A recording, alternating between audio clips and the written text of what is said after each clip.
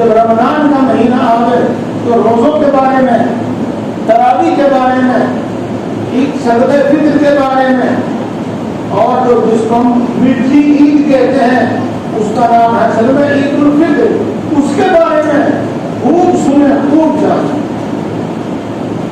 اسی طریقے سے جب قربانی کا وقت آئے تو قربانی کے متعلق خوب سنیں اور خوب جانیں۔ میں بتا چکا ہوں، پھر دوبارہ کہتا ہوں کہ اتنا جانے اور ہماری معلومات اتنی ہو، کس طریقے سے جب الیکشن ہوتا ہے کہ مایاوتی جیتے گی یا اکھلیش جیتے گا، ہمارے میں سے جو سا جس پارٹی کا ہوگا وہ یہ ثابت کر کے چھوڑتا ہے کہ مایاوتی جیتے گی، وہ یہ ثابت کر کے چھوڑتا ہے کہ اکھلیش جیتے گا۔ ہمیں اس میں دلچسپی ہے، اس کی معلومات ہم رکھتے ہیں۔ دین میں دلچسپی ہو اور دین کی معلومات ہو تو دین کے حکم پر، دین کے مسئلے پر اگر کوئی اعتراض کرے تو ہمارے پاس اتنی معلومات ہو، ہمارے پاس اتنی جانکاری ہو کہ ہم اپنی بات کو صحیح ثابت کریں۔ تو دوستو ماشاءاللہ بہت اچھا کیا کہ عید الاضحیٰ سے پہلے، بقرہ عید سے پہلے یہ جلسہ رکھا گیا۔ اس کے واسطے سے آپ کو انشاءاللہ مزید بہت ساری معلومات ہوں۔ اسی لیے میں آپ سب کو یہ کہنا چاہتا ہوں کہ بالکل تسلی سے بیٹھ جائیں، اطمینان سے بیٹھ جائیں اور اپنے دل کو سمجھا لیں کہ عشاء کی نماز پڑھ کے یہاں سے جانا ہے، زیادہ وقت نہیں ہے، 1 گھنٹہ ہے، 1 گھنٹے میں کچھ نہیں ہوتا بھائی۔ جب بات شروع ہوتی ہے تو 1 گھنٹے میں کچھ نہیں ہوتا، اور پھر دعا بھی ہوگی انشاءاللہ۔ تو آپ اپنے دل کو سمجھا لیں کہ 1 گھنٹہ یہاں بیٹھنا ہے، پھر دعا کرنی ہے، انشاءاللہ پھر عشاء کی نماز پڑھ کر جانا ہے۔ میرے دوستو جو بات شروع ہوئی ہے میں اس سے پہلے ایک بات اور آپ کو بتانا چاہتا ہوں۔ وَوَصَّى بِهَا إِبْرَاهِيمُ بَنِيهِ وَيَعْقُوبُ يَا بَنِيَّ إِنَّ اللَّهَ اصْطَفَىٰ لَكُمُ الدِّينَ فَلَا تَمُوتُنَّ إِلَّا وَأَنتُم مُّسْلِمُونَ۔ حضرت ابراہیم علیہ السلام بڑے مرتبے کے، بڑی شان والے نبی، وہ اپنے بیٹے حضرت اسحاق علیہ السلام، حضرت اسماعیل علیہ السلام کے دونوں بھی نبی، باپ بھی نبی اور ان کے 2 بیٹے اور دونوں نبی، اور اس وقت ان کے پوتے تھے جن کا نام تھا یعقوب، بعد میں وہ بھی نبی ہوئے۔ کون کہہ رہا ہے بات؟ نبی۔ اور کس کو کہہ رہا؟ انبیاء کو۔ سنو بات، یہ جو میں نے آپ کو 2 بات بتائی ہے کہ حضرت اسحاق علیہ السلام بھی نبی تھے، حضرت اسماعیل علیہ السلام بھی نبی تھے، اور حضرت یعقوب علیہ السلام بھی نبی تھے۔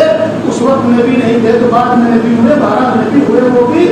تو ایک نبی اور انبیاء کرام علیہ السلام کو کہتا ہے کہ بیٹو تمہیں اسلام پر زندہ رہنا ہے، تمہیں مسلمان ہو کر زندہ رہنا ہے، اور تمہیں مسلمان ہو کر مرنا ہے۔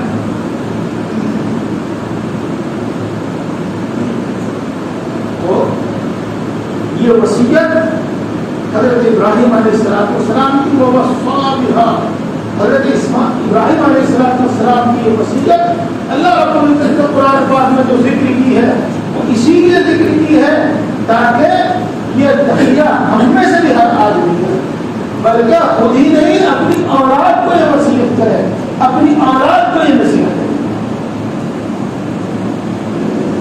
میرے دوستو بات جب یہ چھڑ گئی ہے تو پہلے اسی کو تھوڑی سی تفصیل سے بتاؤ۔ آپ سبھی حضرات نے لگ بھگ ٹیپو سلطان کا نام سنا ہوگا۔ ویسے تو ٹیپو سلطان سے واقف ہو یا نہ ہو، لیکن ایک سیریل چلا تھا ٹیپو سلطان، ہم نے تو دیکھا نہیں۔ اللہ آپ نے ٹی وی میں کچھ دیکھا اور نہ سنیما دیکھا.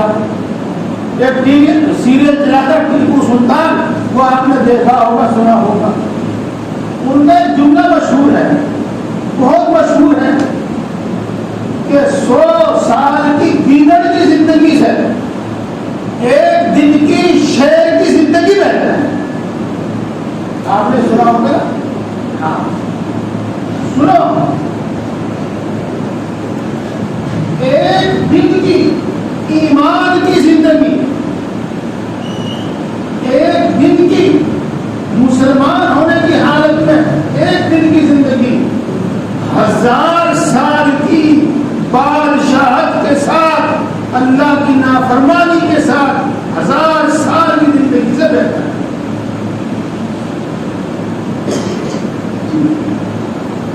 باتیں بالکل صاف ہے اور الحمدللہ ہم سب مومن ہیں, اس کا یقین ہے. لیکن ایک مختصر سا قصہ وہ بتاتا ہوں گا, اس سے بات اور اچھی طرح سمجھ میں آ جانے کی جو بات میں نے بتائی. ایک شاعر گزرے ہیں جن کا نام ہے اکبر الہ آبادی. ان سے بھی آپ واقف ہوں گے, نئے لوگ نہیں ہوں گے تو پرانے لوگ واقف ہوں گے. گانا گاتے ہیں بچپن میں سنا کریں ہم کچھ کچھ ہے, بہو اکبر الہ آبادی. تو خیر ان سے ہم واقف ہوں گے. وہ شراب پیا کرتے, اس طرح آج آپ کا کام بغیر بیڑی سگریٹ کے نہیں چلتا, بغیر گٹکے کے نہیں چلتا, ہر وقت منہ میں رہتا ہے. بس ان کا کام بھی شراب کے بغیر نہیں چلتا. داڑھی مڑاتے تھے لیکن بہرحال دل میں ایمان تھا. اس زمانے کے بڑے مشہور بزرگ دور دراز تک جن کو لوگ جانتے پہچانتے تھے, بلکہ پوری دنیا میں جن کو جانتے پہچانتے تھے, حضرت مولانا اشرف علی صاحب تھانوی رحمۃ اللہ علیہ. وہ اکبر الہ آبادی کے دوست تھے مولانا ماجد دریاباد, عبد الماجد دریاباد. سنیو, میں کسی کا قصہ آپ کو ویسے ہی نہیں سنا رہا, آپ کو سن کے پتہ چل جائے گا کہ کیوں سنا رہا ہے قصہ. تو ان کے واسطے سے اب اکبر الہ آبادی حضرت مولانا اشرف علی صاحب تھانوی نمبر اللہ مقدر ان کے یہاں پہنچے اور انہوں نے اپنے لیے 4 دعائیں کرائی. حضرت سے عرض کیا کہ آپ میرے لیے 4 دعا کر دیجیے. نمبر 1, میں شراب پینا چھوڑ دوں. نمبر 2, میں داڑھی رکھ لوں. ہاں, میں داڑھی رکھ لوں. مسلمان میں بھی نشانی.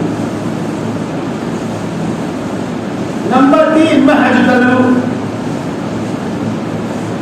اور نمبر 4, اللہ میری مغفرت کر دے.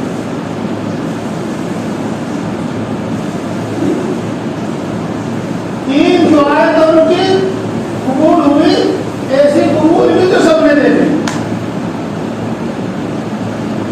شراب بھی چھوڑ دی, گاڑی بھی رکھ لی, حج بھی کر لیا.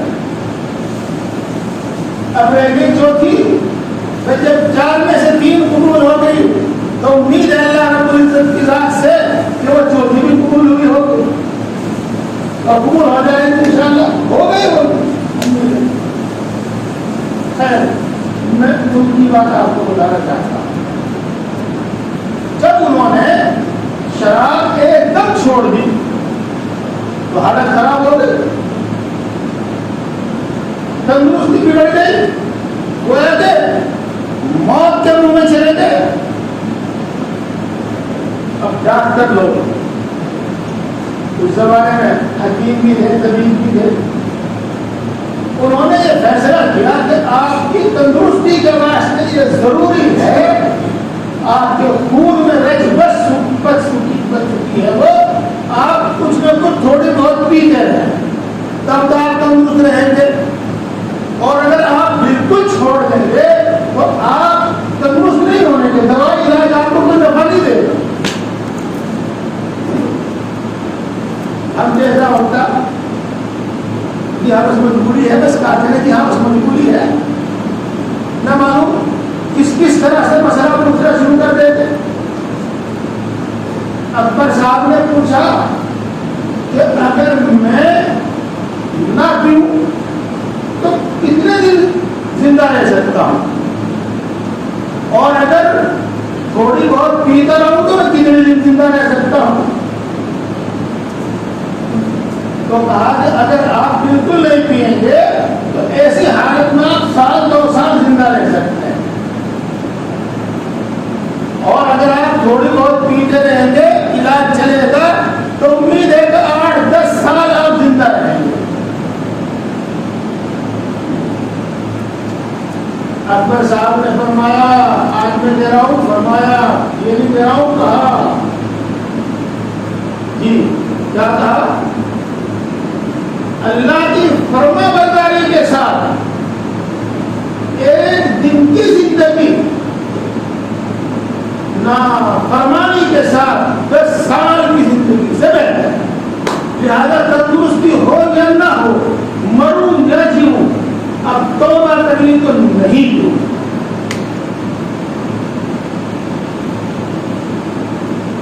نہیں اللہ رب العزت نے تندرستی دے رہا. پھر دوبارہ کہو, پھر دوبارہ کہو, اپنے دل میں بھی کہو, اپنی زبان سے بھی کہو, ایمان کے ساتھ, اللہ کی فرما برداری کے ساتھ 1 دن کی زندگی, اللہ کی نافرمانی کے ساتھ, بادشاہت کے ساتھ 1000 سال کی زندگی سے بہتر. اس لیے جیسے ابراہیم علیہ السلام نے اپنے بیٹوں سے فرمایا تھا اور وصیت کی تھی, ایسے ہی میرے دوستوں ہم میں سے ہر شخص کو تیار کرنا ہے کہ ہمیں اسلام کے ساتھ زندہ رہنا ہے, ہمیں اللہ کی فرما برداری کے ساتھ زندہ رہنا. اسی لیے میرے دوستوں بزرگوں سمجھ لو کہ اسلام کے کسی بھی حکم میں کوئی شک و شبہ نہ آنا چاہیے, کوئی شک و شبہ پیدا نہ ہونا چاہیے. اور سنو میرے دوستو, یہ وہ زمانہ ہے جس زمانے میں ہمیں بہت زیادہ چوکنا رہنے کی ضرورت ہے. اس زمانے میں ہمیں بہت ہوشیار اور بیدار رہنے کی ضرورت ہے.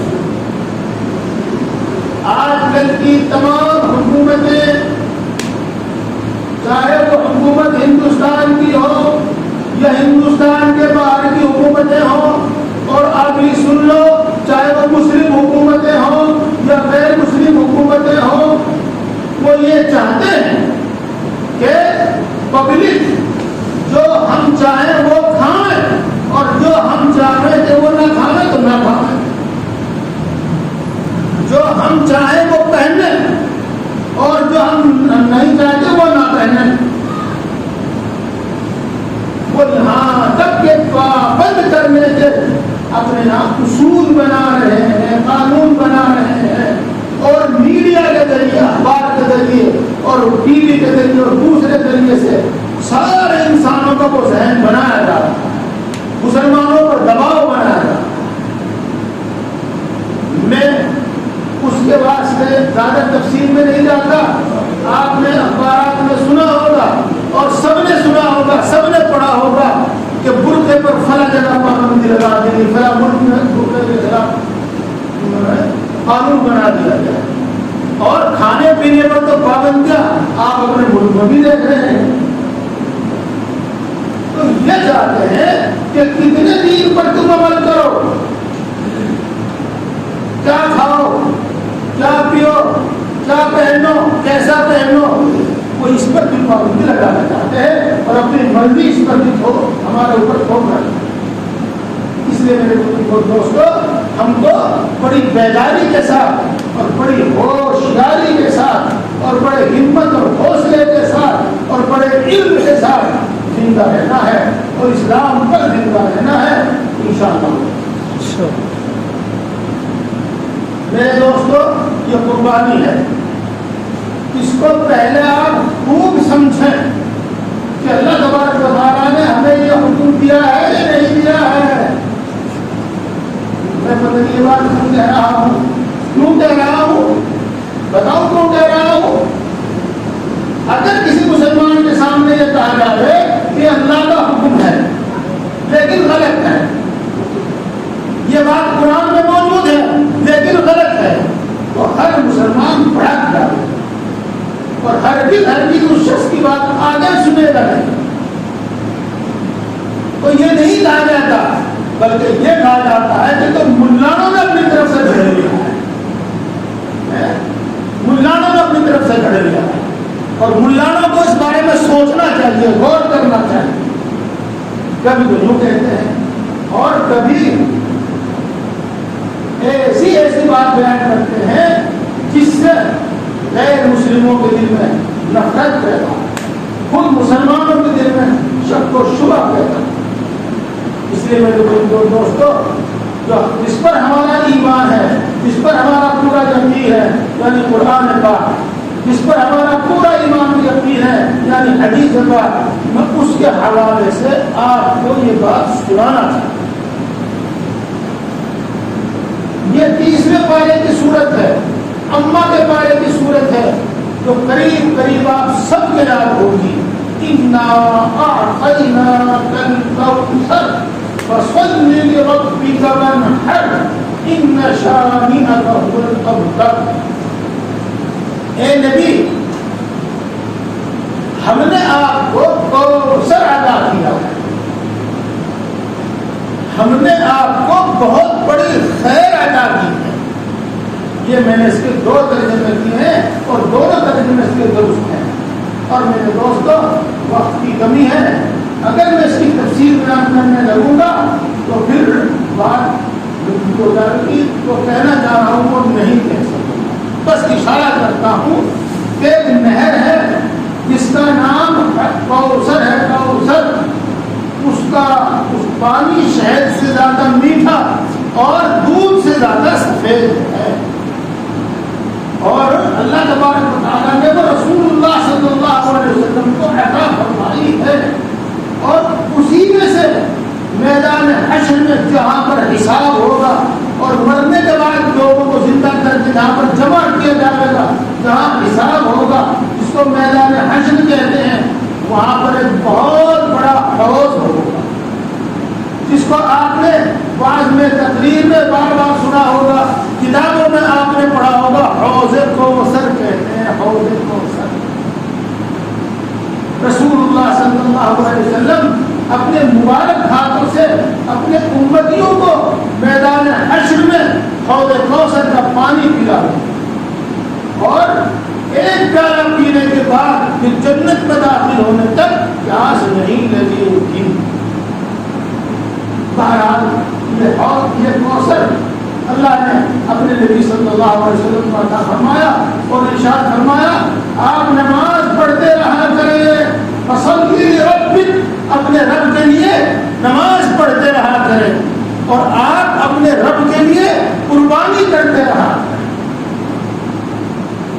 اور سنیے کہ آپ سے دشمنی رکھنے والا وہی بے نام و نشان ہو جائے گا۔ ان شانئک هو الابتر، آپ سے دشمنی رکھنے والا، آپ سے برائی اور کینہ رکھنے والا وہی بے نام و نشان ہوگا۔ تو رسول اللہ صلی اللہ علیہ وسلم کو نماز کے ساتھ قربانی کرنے کا حکم دیا ہے۔ رسول اللہ صلی اللہ علیہ وسلم نے اپنی زندگی کو قربانی کی، اور تمام صحابہ کرام رضوان اللہ تعالی علیہم اجمعین نے قربانی کی۔ میں اس سلسلے میں آپ کو پہلے 2 حدیث سناتا ہوں، 2 حدیث جس سے رسول اللہ صلی اللہ علیہ وسلم کا قربانی کرنا بھی ہم کو معلوم ہوگا، اور رسول اللہ صلی اللہ علیہ وسلم کا اپنی امت کے ساتھ مہربان ہونا، رسول اللہ صلی اللہ علیہ وسلم کی اپنی پاک میں آتا ہے کہ رسول اللہ صلی اللہ علیہ وسلم نے 2 دمبے ذبح فرمائے. ایک اور جو تھا کہ اللہ اس میں سے ایک دمبا تو میری طرف سے قربانی ہے, اور یہ دوسرا دمبا قیامت تک آنے والی میری تمام امت کی طرف سے ہے. اللہ اکبر اللہ اکبر. اللہ کے نبی صلی اللہ علیہ وسلم کسی موقع پر اپنی امت کو نہیں بھولتے, کسی موقع پر اپنی امت کو نہیں بھولتے کہ اللہ یہ دمبا تو میری طرف سے اور یہ دوسرا دمبا قیامت تک آنے والی میری امت کی طرف ہے. معلوم ہے کہ رسول اللہ صلی اللہ علیہ وسلم نے قربانی کی ہے, قربانی. اور میرے دوستو یہی ایک بات کو یاد رکھیے, قربانی انشاءاللہ ہم تو سب کریں گے, کرتے ہیں, لیکن کبھی کبھی صحیح, ہمیشہ نہ صحیح تو کبھی کبھی صحیح, آپ بھی رسول اللہ صلی اللہ علیہ وسلم کے واسطے ایک بکرا ذبح کر دیا. آپ بھی رسول اللہ صلی اللہ علیہ وسلم کے واسطے ایک حصہ لے لیا. میرے دوستو اب دوسری حدیث سناتا ہوں. رسول اللہ صلی اللہ علیہ وسلم نے حج فرمایا, وہی آپ کا آخری حج بھی, اور میں آپ کو اس وقت زیادہ نہیں سمجھا سکتا. ایک حج ایسا ہے جس پر قربانی ضروری نہیں ہے, اور حج کی 2 قسمیں ایسی ہیں جن میں قربانی کرنا ضروری ہے. تو رسول اللہ صلی اللہ علیہ وسلم نے ایسا حج کیا تھا جس میں قربانی ضروری ہے. اور آپ جانتے ہیں جب قربانی کرنی ہے تو ایک بکرا, ایک بکری قربانی کی جا سکتی ہے, اس سے واجب ادا ہو جائے گا, فرض ادا ہو جائے گا, یا اونٹ کا 7واں حصہ ذبح کیا جا سکتا ہے, اس سے بھی فرض ادا ہو جائے گا. لیکن رسول اللہ صلی اللہ علیہ وسلم نے 1 اونٹ نہیں, 2 اونٹ نہیں, 10 اونٹ نہیں, اپنے اس حج میں 100 اونٹ قربان کیے. 63 اونٹ رسول اللہ صلی اللہ علیہ وسلم نے اپنے مبارک ہاتھوں سے خود ذبح کیے, خود ان کا نہار کیا. اور 63 کے بعد جو 37 اونٹ بچتے ہیں وہ حضرت علی رضی اللہ تعالیٰ عنہ نے نہار کیے, وہ انہوں نے ذبح کیا. یہاں اگلی بات سے پہلے دوسری بات اور میں بتا, ایک دوسری بات اور بتا. میں نے سنا بھی ہے اور میں نے پڑھا بھی ہے کہ جب رسول اللہ صلی اللہ علیہ وسلم اپنے مبارک ہاتھوں سے اونٹ ذبح کر رہے تھے تو ان اونٹوں میں سے ہر ایک اونٹ آگے بڑھ کر خود اپنے آپ کو پیش کر رہا تھا کہ اللہ کے رسول صلی اللہ علیہ وسلم مجھے پہلے ذبح کر دیا.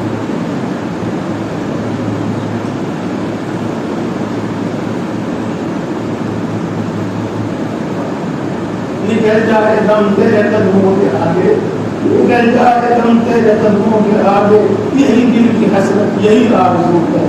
نکل جائے دم تیرے قدموں کے آگے, یہی دل کی حسرت, یہی آرزو. میرے دوستو یہ بات انشاءاللہ آگے تفصیل سے ہوگی, لیکن ایک چھوٹی سی بات میں ہی آپ کو دوسری بھی سمجھا.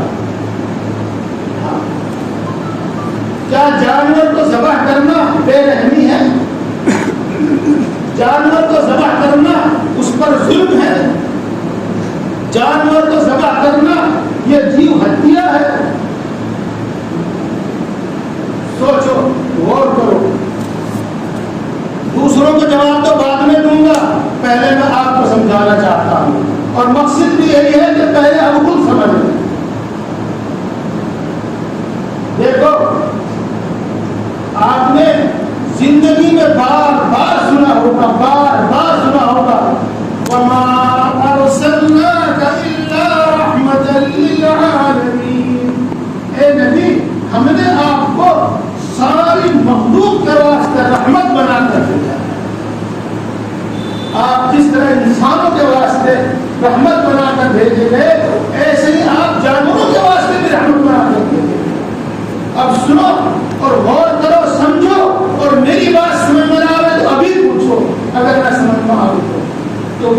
شخصیت اور وہ ذات جو رحمت بنا کر بھیجی گئی، سارے انسانوں کے واسطے رحمت بنا کر بھیجی گئی، اور وہ ذات اور وہ شخصیت جو تمام جانوروں کے واسطے رحمت بنا کر بھیجے گئے، اگر ذبح کرنا کام بے رحمی کا کام ہوتا تو کیا وہ رحمت للعالمین قربانی کرتے؟ ایک کے بجائے 100 اونٹوں کی اپنے ہاتھ سے قربانی کرتے؟ وہ رحمت للعالمین وہ جانوروں کی قربانی کا حکم دیتے؟ ہرگز نہیں، ہرگز نہیں۔ اور میرے دوستوں بزرگوں، اللہ رب العزت قرآن پاک میں ارشاد فرماتے ہیں کہ ہم نے قربانی کرنے کا حکم تمام انبیاء کرام علیہ السلام کو دیا، اور ہم نے قربانی کرنے کا حکم تمام انبیاء کی تمام امتوں کو دیا۔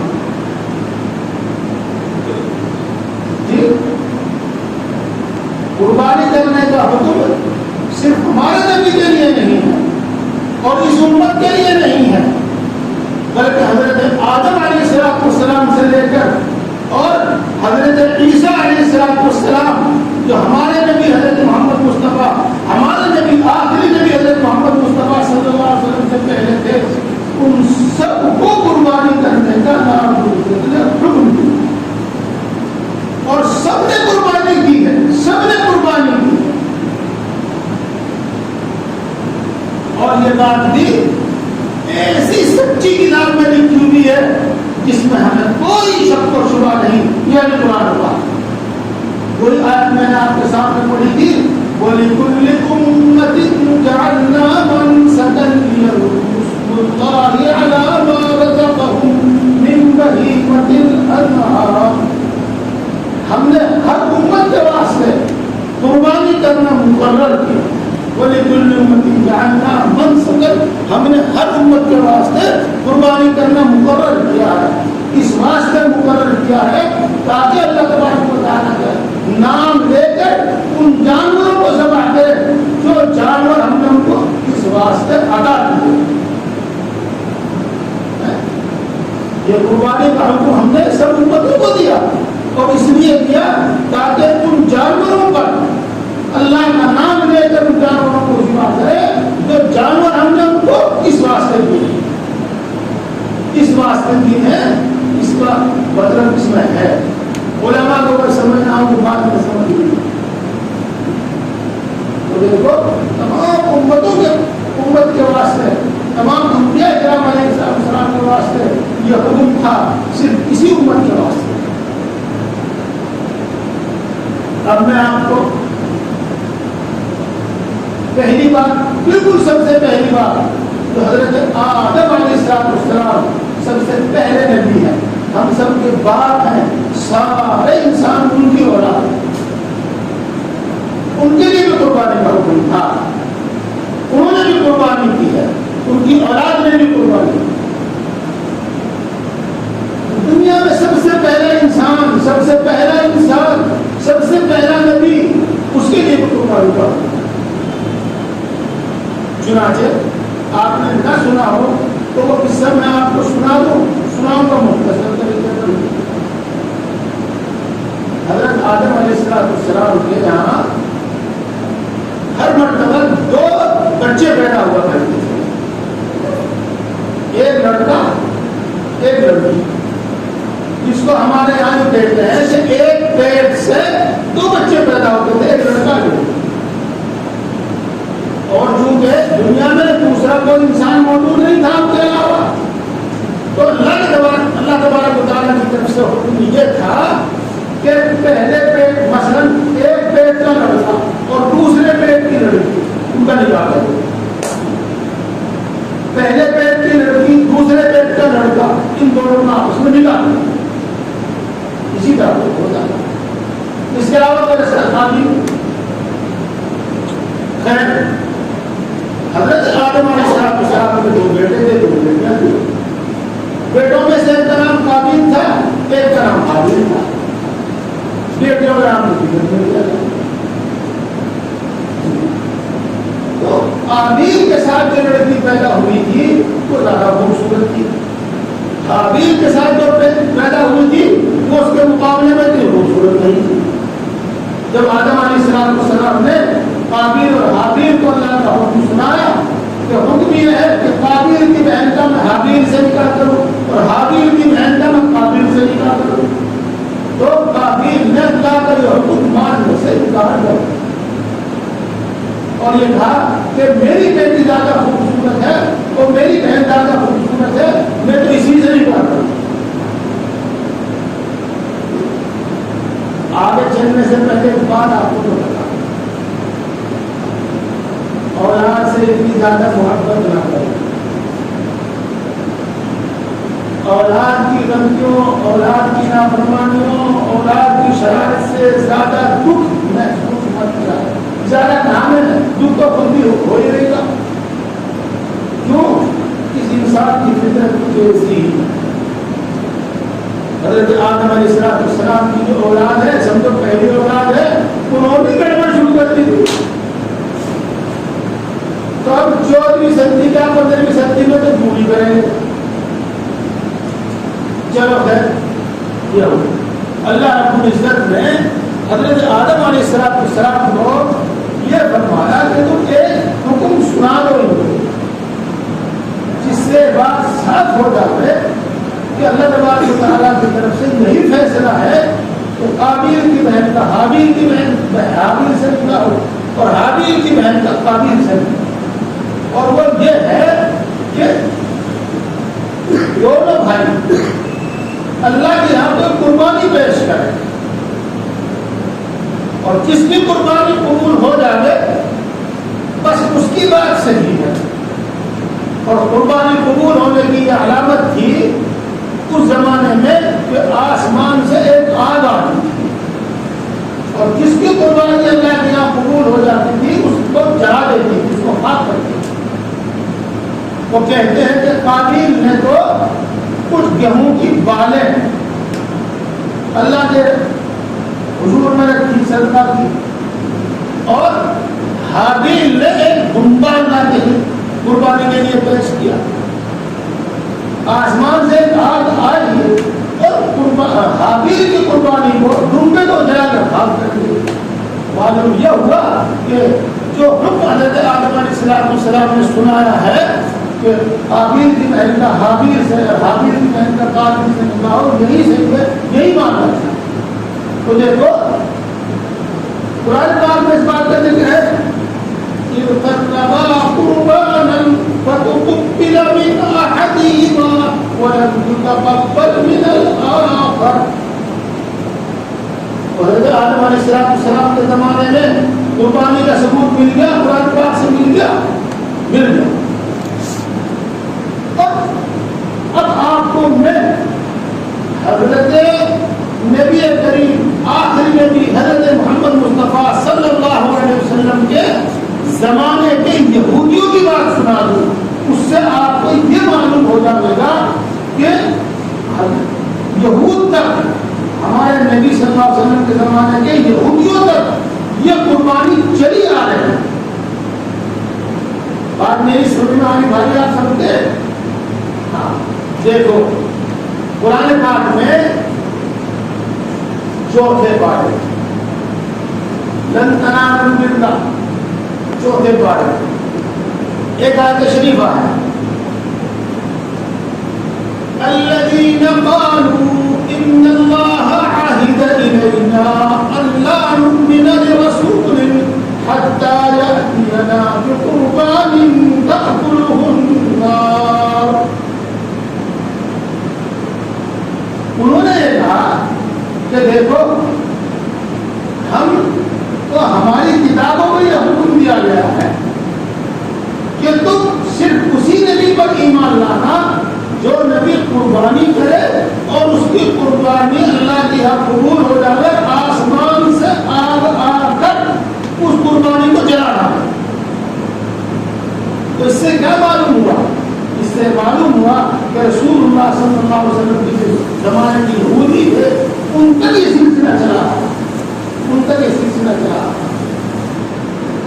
میرے دوستوں اب تو بات آپ کے سامنے آ گئی اور اب تو آپ سمجھ گئے جو کچھ اللہ تبارک و تعالیٰ نے اس آیت شریفہ میں فرمایا ہے وَلِكُلِّ أُمَّةٍ جَعَلْنَا مَنسَكًا کہ ہم نے تمام انبیاء کے واسطے اور انبیاء کی ہر امت کے واسطے قربانی کرنا مقرر کیا. حضرت آدم علیہ السلام سے لے کر آخری نبی حضرت محمد مصطفیٰ صلی اللہ علیہ وسلم تمام انبیاء کرام علیہ السلام کے لیے تمام امتوں کے واسطے اللہ تبارک و تعالیٰ نے یہ حکم ہے کہ اللہ کے لیے جانور ذبح کرے. اللہ کی رضا اللہ کی خوشی کے واسطے جانور ذبح کرے قربانی کرے. اب آگے چلو. اب آگے ایک بات میں نے آپ کو بتائی تھی ابھی بھی کہ رسول اللہ صلی اللہ علیہ وسلم رحمت للعالمین ہے. اگر جانور تباہ کرنا بے رحمی ہوتا تو رسول اللہ صلی اللہ علیہ وسلم جانور ہرگز قربان نہ کرتے اور قربانی کرنے کا ہرگز حکم نہ دیتے. میرے دوستو اسی طرح سمجھ لو اللہ تبارک و تعالیٰ رحمان ہے. رحمان ہے ہاں ہے. بسم اللہ الرحمن الرحیم ہر آدمی پڑھتا ہے. اللہ کی ایک صفت رحمان ہے. ہر آدمی پڑھتا ہے الحمدللہ رب العالمین الرحمن الرحیم.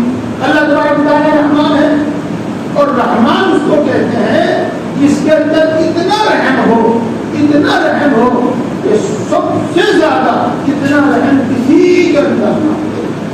تو اللہ تبارک و تعالیٰ کے اندر خود اتنا رحم ہے. وہ اتنے رحمان ہیں اتنی رحمت والے اتنے مہربان ہیں کہ کسی کے اندر اتنی رحمت اتنی مہربانی ہو ہی نہیں سکتی. اگر یہ کام بے رحمی کا ہوتا یہ جیو ہتیا ہوتا اور یہ ظلم ہوتا جانوروں پر تو اللہ رب العزت تمام انبیاء کرام کو یہ حکم نہ دیتے. تمام امتوں کو یہ حکم نہ دیتے اور ہرگز نہ دیتے. آپ تو سنیے جو بے رحمی کا کام کرے وہ رحمان نہیں. جو بے رحمی کا حکم دے وہ رحمان نہیں. جب اس نے یہ حکم دیا ہے جیسے کہ قرآن پاک میں موجود ہے اور جیسے کہ میں نے آپ کو بتایا ثابت کیا حضرت آدم علیہ السلام سے لے کر آخر تک یہ سلسلہ جاری رہا تو اللہ تبارک و تعالیٰ یہ حکم کیوں دے دے گے ہرگز نہیں. چلو خیر جب یہ سلسلہ چلی رہا تو میں آپ کو ایک وہ قصہ بھی سنا دوں مختصر سا جو سنانا چاہوں.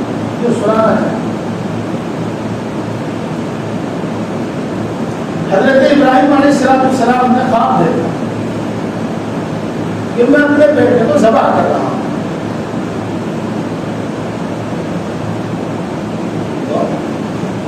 انہوں نے اپنا یہ خواب اپنے بیٹے حضرت اسماعیل علیہ السلام کے سامنے ذکر کیا.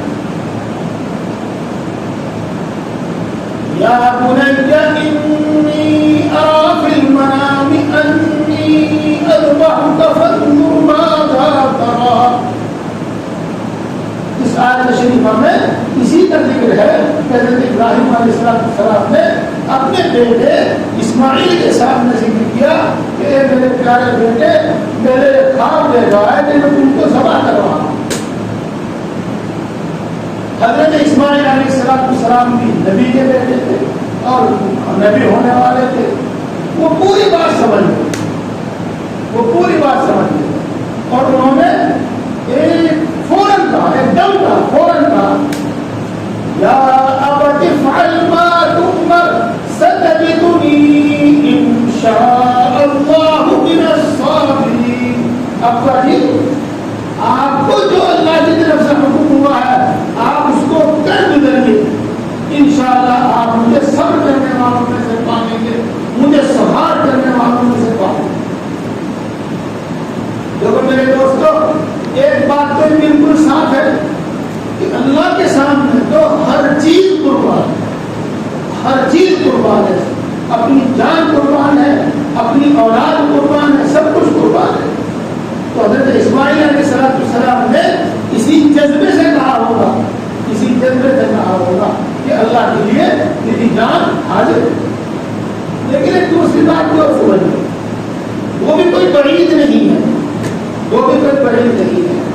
اور یہاں پر جو علماء حضرات موجود ہیں وہ بھی اس پر غور فرما اور تمام لوگ اس پر غور فرما. حضرت اسماعیل علیہ السلام کے دل میں بات آئی ہوگی یہ تو بڑا سنہری موقع ہے، یہ تو بڑا سنہری موقع ہے کہ میں اللہ کے لیے قربان کیا جاؤں گا. اس موقع کو غریب سمجھنا چاہیے اور خوشی خوشی اس کو قبول کر لیں.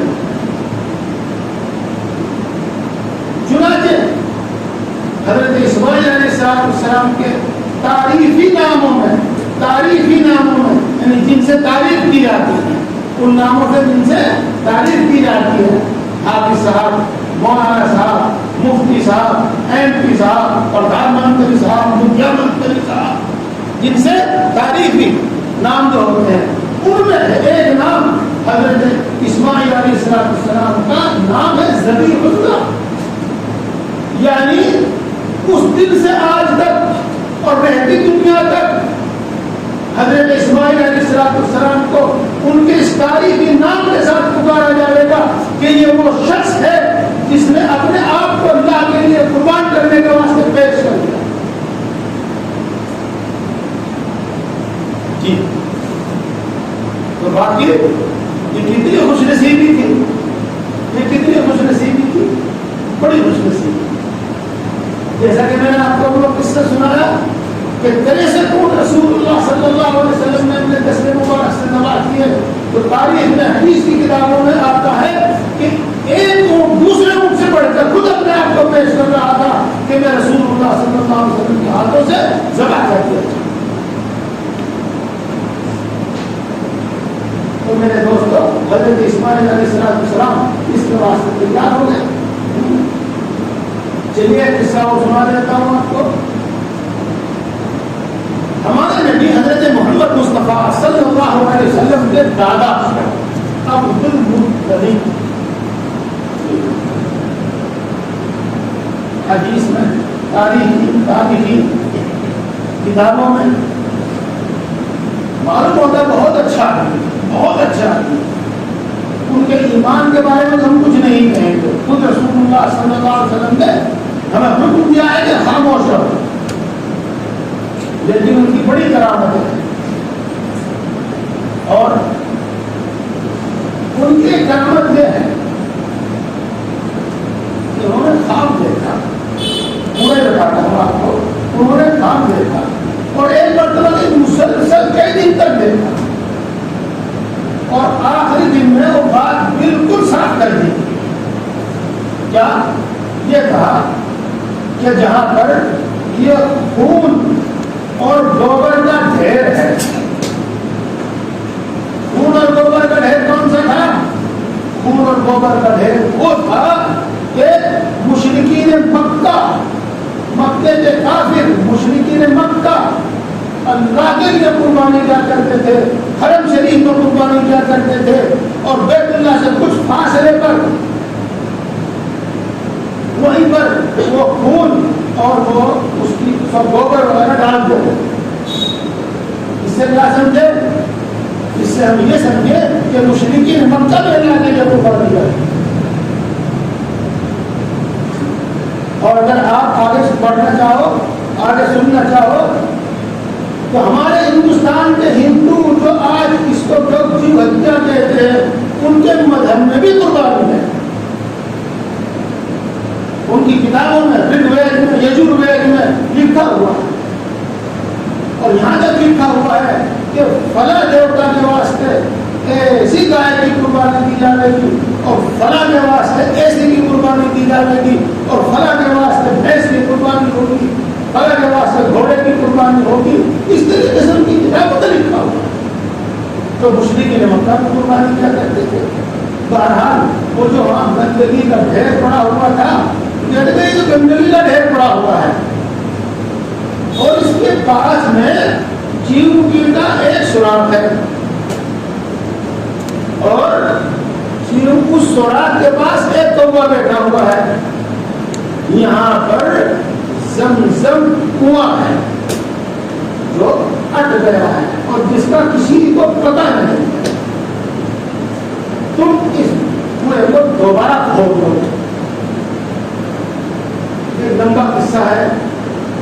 کروں گا، کہا اسی کو سن۔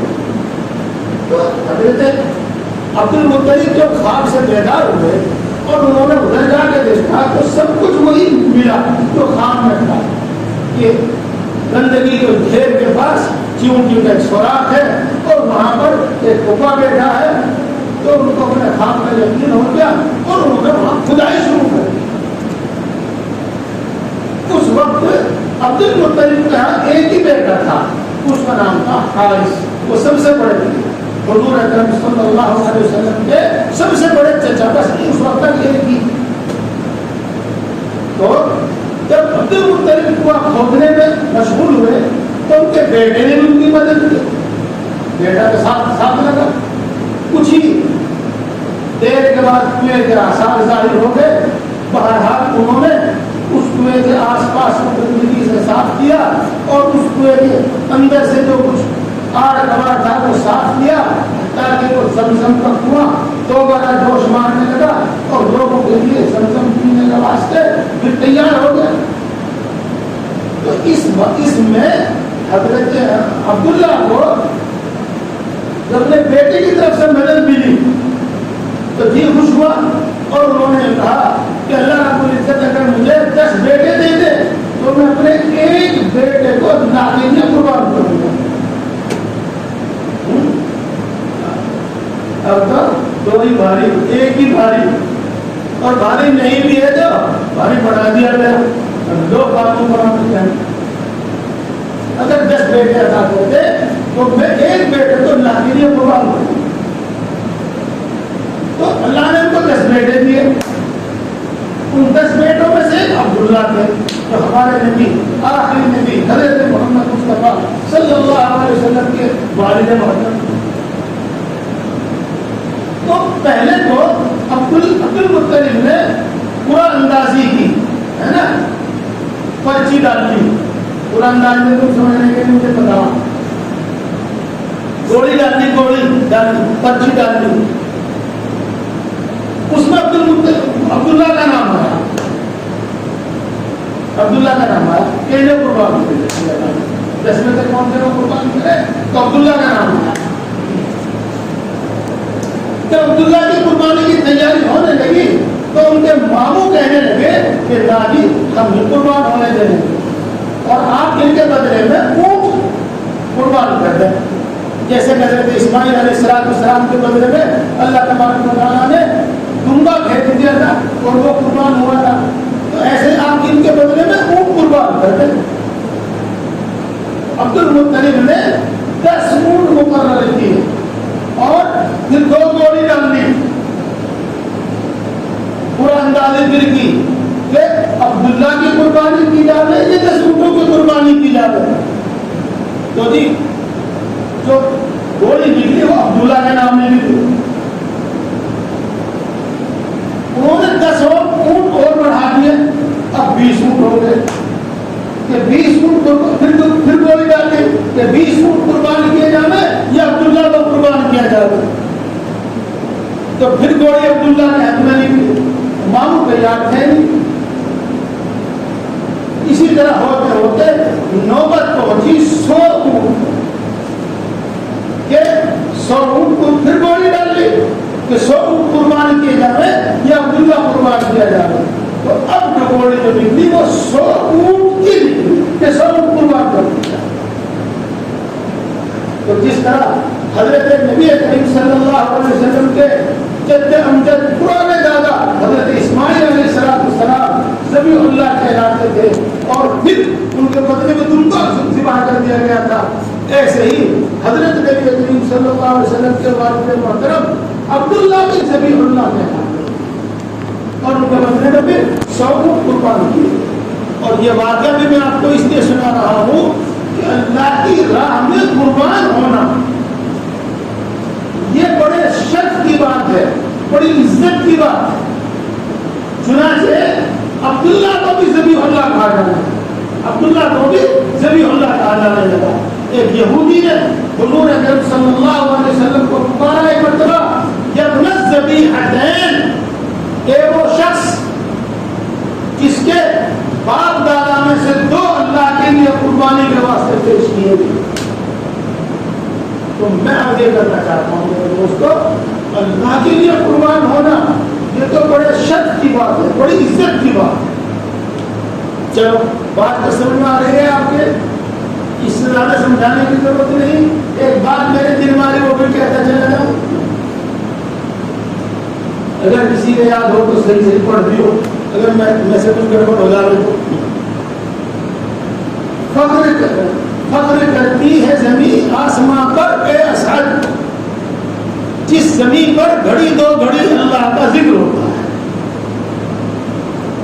جب وہ زمین جس پر نماز پڑھی جاتی ہے، وہ زمین جہاں قرآن پاک پڑھایا جاتا ہے مدرسہ، وہ زمین جہاں بیٹھ کر اللہ تبارک و تعالیٰ کا ذکر کیا جاتا ہے، باقی زمین پر فخر کرتی ہے کہ میں ایسی خوش نصیب ہوں کہ مجھ پر نماز پڑھی جاتی ہے، میں ایسی خوش نصیب ہوں کہ مجھ پر قرآن پڑھایا جاتا ہے، میں ایسی خوش نصیب ہوں کہ مجھ پر بیٹھ کر ذکر کیا جاتا ہے۔ تو وہ انسان کو فخر نہیں کرے گا، وہ جانور کو فخر نہیں کرے گا جس کو اللہ کے نام پر ذبح کیا ہے۔ اس لیے میرے بزرگوں دوستوں، بس میں آپ کو بتانا چاہتا ہوں، اور میں نے آپ کو یہ بتانے کی کوشش کی ہے کہ قرآن پاک میں بھی ذکر ہے، اور ایک جگہ نہیں بلکہ قربانی کا ذکر قریب 6 جگہ ہے قرآن پاک،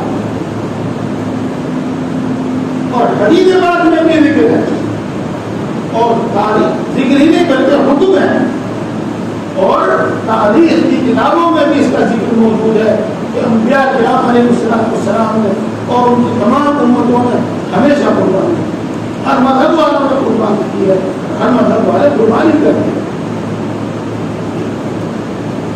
چلو آگے بات بتاؤں گا، پہلے حدیث بھی سنا دوں گا۔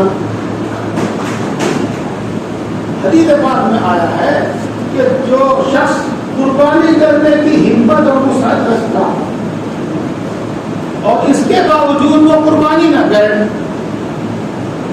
چاہے تو بخل کی وجہ سے کہ وہ 5-4 ہزار روپے خرچ کرنا نہیں چاہتا، دشوار ہے اس کے لیے 5-4 ہزار روپے خرچ کرنا، یا کسی کے بہکاوے میں آ کر اور کسی کی باتوں کو سن کر اس کے دل میں شک و شبہ پیدا ہو گیا اور اس نے اپنا ایمان کھو دیا کہ قربانی کرنا تو جیو ہم کیا، وہ سمجھ بیٹھا اس نے قربانی نہیں۔ تو رسول اللہ صلی اللہ علیہ وسلم نے اس شخص کے لیے فرمایا کہ جب وہ قربانی نہیں کر رہا ہے تو اسے کہہ دو، ہمارا حکم اسے سنا دو کہ وہ ہماری عیدگاہ میں عید کی نماز پڑھنے بھی رہا۔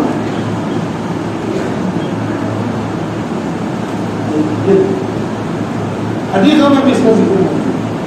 چلو یہاں تک بات پوری ہو گئی، اب وہ دوسری حدیث بات سنا دوں جو میں نے پڑھی تھی۔ ماہی الاضاحی یا رسول اللہ، کہ اللہ کے رسول یہ قربانی کیا ہے؟ قال سنت ابیکم ابراہیم، یہ تمہارے باپا تمہارے دادا ابراہیم کی سنت ہے، اور وہ واقعات کا سنا ہوا بھی ہے اور مختصر سے میں نے سنا بھی دیا، پھر میں کرتا ہوں کہ جو بتانا چاہتا ہوں پڑھ جاتے ہیں۔ ان کی سنت ہے، اور ان کی سنت اللہ کے حکم کے سامنے سر جھکا دو، جو بھی حکم آیا اسی حکم کے سامنے سر جھکا دے۔ حکم آیا کہ اپنے زمانے کے بادشاہ نمرود کو توحید کا پیغام پہنچاؤ، تو انہوں نے توحید کا پیغام پہنچایا، چاہے اس کے بدلے میں ان کو آگ میں ڈالا گیا لیکن توحید کا پیغام سنا۔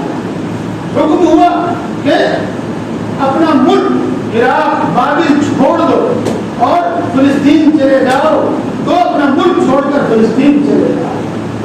حکم آیا کہ اپنی بیوی ہاجرہ کو اور اپنے بیٹے اسماعیل کو اپنے سے جدا کر دو، تو فلسطین سے ان کو لے کر چلے اور اپنے سے جدا کر دیا۔ حکم آیا کہ پہاڑوں کے درمیان اور ریگستان میں جہاں آس پاس کوئی درخت بھی نہیں ہے، جہاں پانی بھی نہیں ہے، جہاں سے کوئی قافلہ بھی نہیں گزرتا ہے، زندگی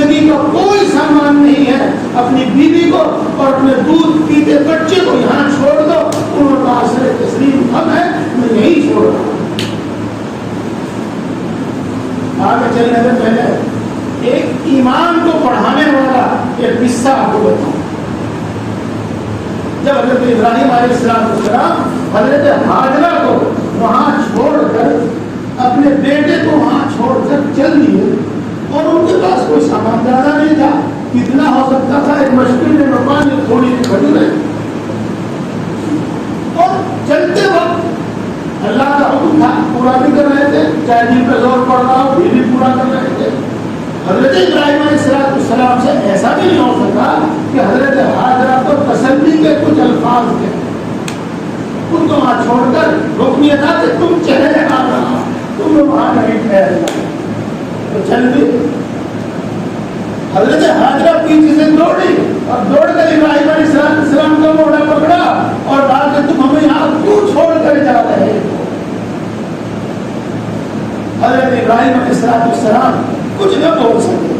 2 مرتبہ پوچھا, 3 مرتبہ پوچھا, 4 مرتبہ پوچھا, کچھ نہیں بول پڑے. تو ہاجرہ کے دل میں بات آئی کہ اللہ کے نبی ایسے تو نہیں ہو سکتے کہ ہمیں یہاں مرنے کے واسطے چھوڑ جانا. یقیناً ان کو اللہ تبارک و تعالیٰ کی طرف سے یہ حکم ملا ہے. تو حضرت ہاجرہ کہتی ہیں کیا تم ہمیں یہاں اللہ کے حکم سے چھوڑ کر جا رہے ہو؟ تو حضرت ابراہیم علیہ السلام نے گردن سے اشارے سے جواب دیا, ہاں تو تم اللہ کے حکم سے یہاں چھوڑ کر جا رہے ہو. میں پہلے بتا چکا ہوں آپ کو کہ وہاں پر زندگی کا کوئی سامان موجود نہیں تھا. اس وقت حضرت ہاجرہ اللہ ان پر اپنی رحمتیں نازل کرے یوں کہتی ہے اذن لا یزیعونا, اگر آپ ہم کو اللہ کے حکم سے یہاں چھوڑ کر جا رہے ہو تو میں یقین کرتی ہوں کہ اللہ تبارک و تعالی ہم کو برباد نہیں کرے گا, ہماری زندگی کا سامان کرے گا, ہماری روزی کا انتظام کرے گا. تو حضرت حکم ہوتا ہے کہ اپنے دودھ پیتے بچے کو ماں کو اپنی بیوی کو یہاں جنگل میں چھوڑ دو, وہاں کو چھوڑ دیا. سر تسلیم ہم ہے, حکم ہوا کہ تم کو یہاں نہیں رہنا ہے, بہت اچھا, چھوڑ کر واپس چلتی ہے. حکم یہ تھا کہ ان کو ان سے ملنے تو آؤ, ان کی خبر گیری تو کرو, لیکن رات کو یہاں پر ٹھہرو.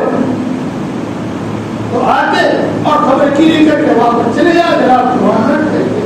حکم ہوا اپنے بیٹے کو ذبح کر دو, تو اپنے بیٹے کو ذبح کرنے کے واسطے تیار ہو گئے. حضرت ابراہیم علیہ السلام کی سنت یہ ہے اللہ کے ہر حکم کے سامنے سر جھکا, اللہ کے ہر حکم کے سامنے سر جھکا, یہ ہے سنت. ایک صحابہ نے پوچھا کہ اللہ کے نبی یہ قربانی کیا ہے؟ انہوں نے کہا کہ تمہارے باپ ابراہیم کی سنت. انہوں نے پوچھا کہ اللہ کے رسول اس کے بدلے میں بھی کیا ملے گا؟ رسول اللہ صلی اللہ علیہ وسلم نے ارشاد فرمایا کہ اس کے بدلے میں تم کو ہر بال کے بدلے میں ایک نیکی ملے. دمبا بکرا کتنے بال ہوتے ہیں, ہر بال کے بدلے ایک نیکی. اس کے علاوہ دوسرے بتائیں گے جب جانور ذبح کیا جاتا ہے اللہ کے لیے اخلاص کے ساتھ قربانی کی جاتی ہے تو دوستو اس کا خون کا قطرہ زمین پر گرنے سے پہلے اللہ تبارک و تعالیٰ کے ہاں انسان کا عمل قبول ہو جاتا ہے, اور اللہ تبارک و تعالیٰ اس قربانی کرنے والے کی مغفرت فرماتے ہیں. اللہ کے رسول صلی اللہ علیہ وسلم یہ ارشاد فرماتے ہیں کہ قربانی کے دنوں میں نفلی عبادتوں میں, میں جملہ کہہ رہا ہوں کہ کوئی غلطی میں مبتلا ہوتا ہے, نفلی عبادتوں میں سب سے زیادہ پیاری اور محبوب عبادت اللہ تبارک و تعالیٰ کی کہ ہاں قربانی کرنا. یہ سوال ہے کہ رسول اللہ صلی اللہ علیہ وسلم نے ارشاد فرمایا سمنوا ضحاياكم فإنها على الصراط بقايا, اپنی قربانی کے جانور موٹے تازے کر لیا کرو کہ وہ پرسرات پر تمہارے لیے سواری کرتے ہیں. میں اس کی بھی تفصیل نہیں کرتا, میرا وقت پورا ہی ہوتا ہے. اور فرمایا رسول اللہ صلی اللہ علیہ وسلم نے کہ قیامت کے دن وہ جانور جس کو تم نے ذبح کیا اس کا خون جو تمہارے کسی کام کا نہیں، اس کے کھر یعنی اس کا ہر جز تمہارے نامہ اعمال میں رکھا جائے گا، جس سے تمہاری نیکیوں کا پلہ بھاری ہوتا ہے۔ تو میرے دوستو یہ سوال ہے اس کا، قربانی کے فضائل تو اور بھی بیان کرنے چاہیے میرے دوستوں، اور کیا بیان کروں تم کتاب میں سن لینا، لیکن آج کل دوسرے تو کیا، اللہ معاف کرے، ہم میں بھی کچھ لوگ ایسے ہیں کیا کہتے ہیں، عجیب یہ تو جنت کے وعدے ہیں، ہوں گے پتہ نہیں کب پورے ہوں، دنیا میں اس کا کیا فائدہ، قربانی کا دنیا میں کیا فائدہ، لکھ لو اور گن لو، قربانی کرنے کا یہ فائدہ ہے کہ قربانی کرنے والی قوم بہادر ہو،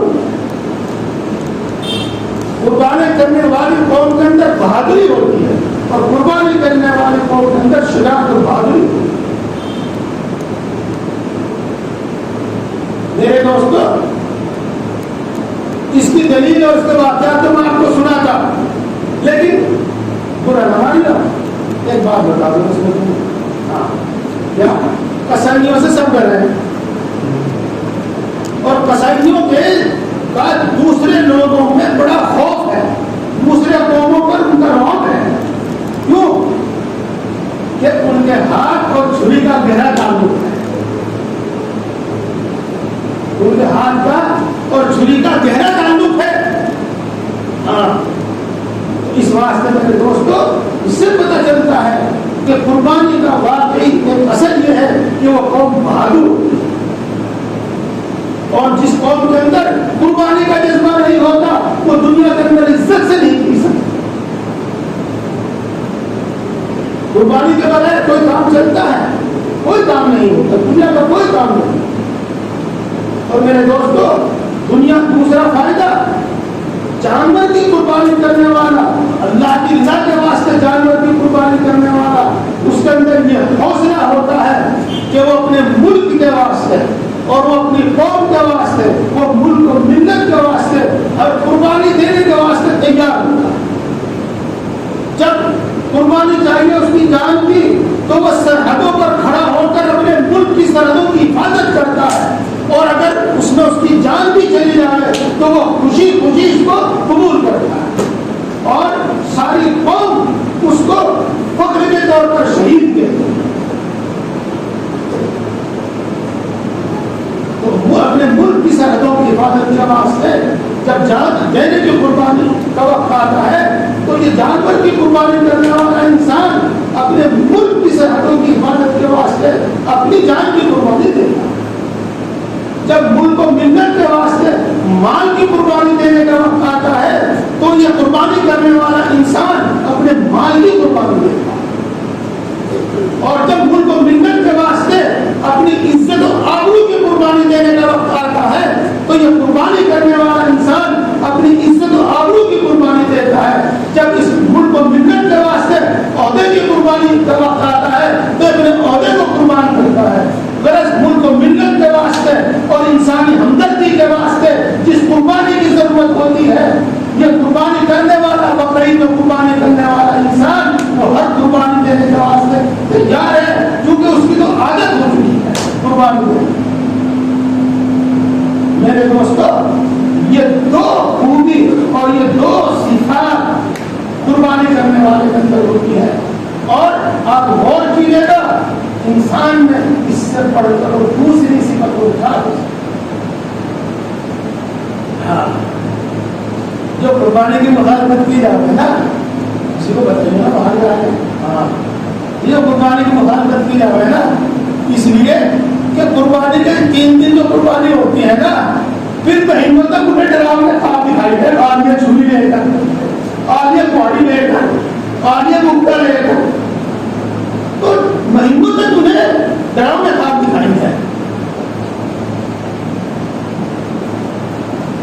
تو میرے دوستو قربانی کرنے سے انسان کا روگ ہوتا ہے، انسان کی بہادری سامنے آتی ہے۔ غرض یہ اور اس کے بعد آپ آگے چلیے.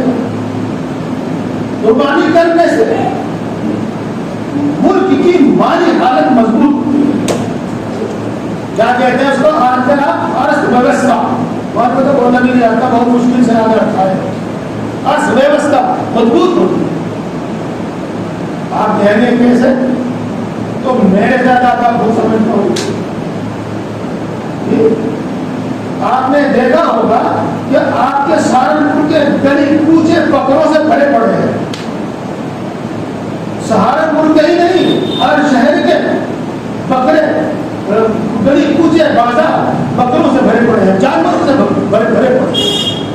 تو کتنے کو لوگ ہیں جنہوں نے سارے سال بکرے پالے اس امید میں پالے کہ بقرعید کے دنوں میں اچھے داموں میں ہمارا بکرا ملے. انہوں نے کٹڑا پالا اس امید میں پالا کہ بقرعید کے دنوں میں اچھے داموں میں ملے. اس سے ملک کی مالی حالت مضبوط ہوئی. کتنوں کو چمڑے کا کاروبار ملا, کتنوں کو ہڈی کا کاروبار ملا, اور کتنوں کو ذبح کرنے سے آمدنی ہوئی, کتنوں کو جانور بیچنے سے آمدنی ہوئی.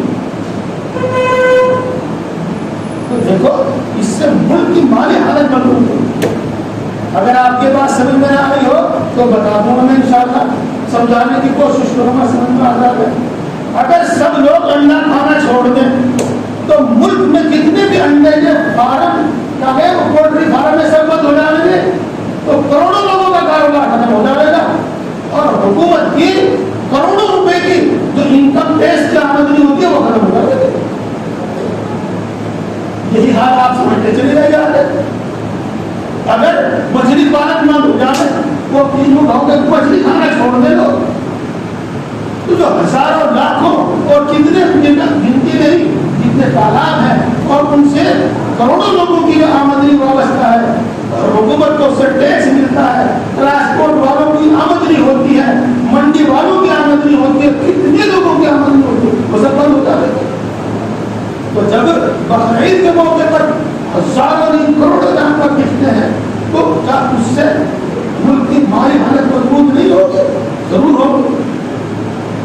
تو میرے دوستو اس سے ملک کی مالی حالت مضبوط ہوگی.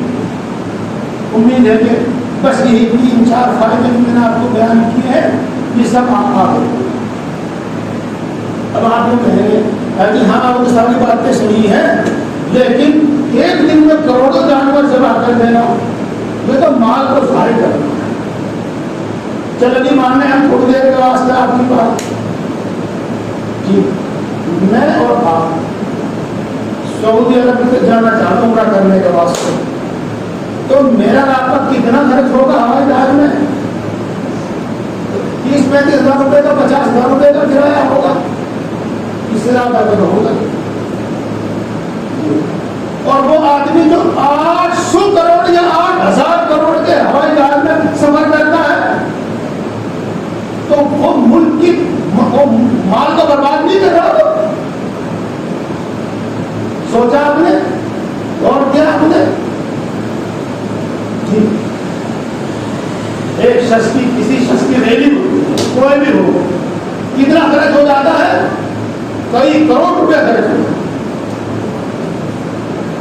وہ 800 کروڑ یا 8,000 کروڑ جتنے بھی ہیں ان سے کتنے ہسپتال بن سکتے ہیں, ان سے کتنے اسکول بن سکتے ہیں. وہاں پہ اعتراض نہ کوئی اعتراض نہ کوئی اعتراض. ہاں ابھی چلو بات نہیں ہو گئی. ایک بات اور ہے بس اسے کرنے والا میں کرتا ہوں, تھوڑی اذان مؤخر کر دی بس تھوڑی سی دیر. قربانی کرنا جانوروں پر ظلم ہے. اچھا مان لو تھوڑی دیر کی اگر ان کو ذبح کرنا ہی ظلم ہے تو کیا اونٹ پر بوجھ لادنا ظلم نہیں ہے؟ گدھے پر بوجھ لادنا ظلم نہیں ہے؟ آپ کی مرضی کے بغیر میں آپ کے چٹھی پہ رکھنے لگوں, آپ کے کندھے پہ رکھنے لگوں تو ظلم ہے کہ نہیں ہے؟ آپ ان کی مرضی کے بغیر ان کے اوپر بوجھ لاتے ہیں وہ ظلم ہے کہ نہیں ہے؟ ایک بکی میں جھوٹا جوڑا جاتا ہے, ایک بکی میں اونٹ جوڑا جاتا ہے کتنا بدن کھینچتا ہے, کتنا لٹ اس میں بجتا ہے, کیا وہ ظلم نہیں ہے؟ اگر قربانی کرنا ظلم ہے تو جانوروں پر ظلم کرنے سے کہاں کہاں بچو گے؟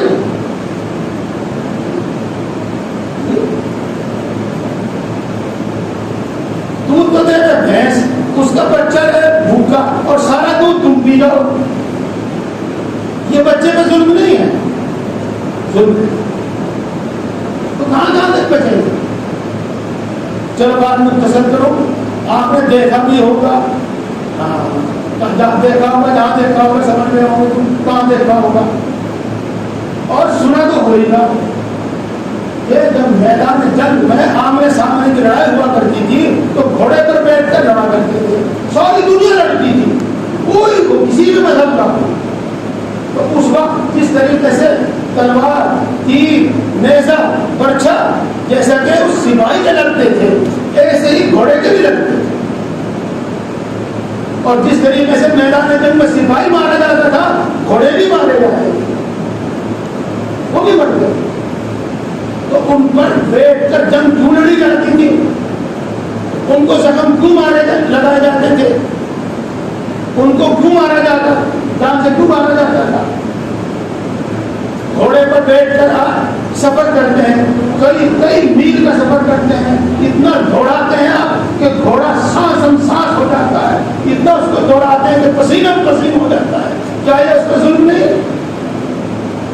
یہی حال اونٹ کے ساتھ ہے, یہی حال گدھے کے ساتھ ہے, اور کون سی جانور کے ساتھ نہیں ہے. بیل کو ہل میں کیوں چلاتے؟ کیا حق ہے تمہیں بیل کو ہل میں چلا دیتا؟ سارے دن چلاتا اور لٹ میں جانا اوپر سے, کس نے حق دیا تمہیں اس بات؟ کیا یہ ظلم نہیں ہے؟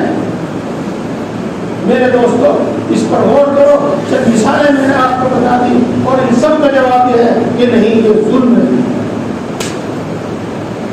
اللہ تبارک و تعالیٰ نے اس انسان کی ضرورتوں کو پورا کرنے کے واسطے پانی بنایا, ہوا بنائی, دودھ پھل بنائے, گلے اناج بنائے.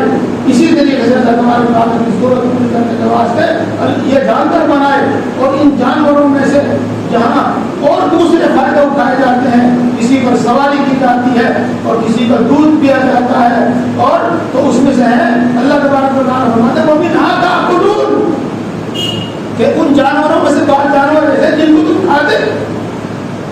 تو جیسے سواری ظلم نہیں ہے, ایسے اس کو کھانا بھی ظلم ہے. جیسے گھوڑا عطا کرنا اللہ کی نعمت ہے, اسی طرح اللہ تبارک و تعالیٰ کی طرف سے اس کو ذبح کر کے کھانے کی اجازت دینا بھی ہے نعمت. مجھے امید ہے کہ بہت کچھ بات آپ کی سمجھ میں آگے ہوگی, اور میں آپ سے ہی گزارش کروں گا, بلکہ گزارش کرنے کی ضرورت بھی نہیں, آپ نے کہیں اور طے کر لیا ہوگا کہ انشاءاللہ العزیز بڑی خوشی کے ساتھ اور بڑی خوشی دلی کے ساتھ ہم قربانی کریں گے. اگر ہم پر فرض نہیں ہے تب بھی قربانی. چلتے چلتے بات ہوتے ہیں تو کہ دیکھو ایک تو ہے قربانی کا جان, ایک تو ہے جانور ذبح کرنے کھانا, اور ایک ہے ثواب کے واسطے قربانی. اور جانور کو ذبح کر کے آپ کھا لیں گے بس وہ تو گوشت ہے, اور جب شریعت کے اصولوں کے مطابق آپ قربانی کریں گے تو قربانی ہو اور اس کا ثواب ہو. اس لیے شریعت نے جو طریقہ بتایا ہے, جو سنت ہے, جو مستحب ہے, جو فرض ہے, جو ضروری ہے, وہ سب باتیں جانو, سیکھو, سمجھو اور ان کو مطابق قربانی کرو. اللہ تبارک و تعالیٰ ہم سب کو توفیق عطا فرمائے اور اللہ تبارک و تعالیٰ ہم سب کو علم و یقین عطا فرمائے.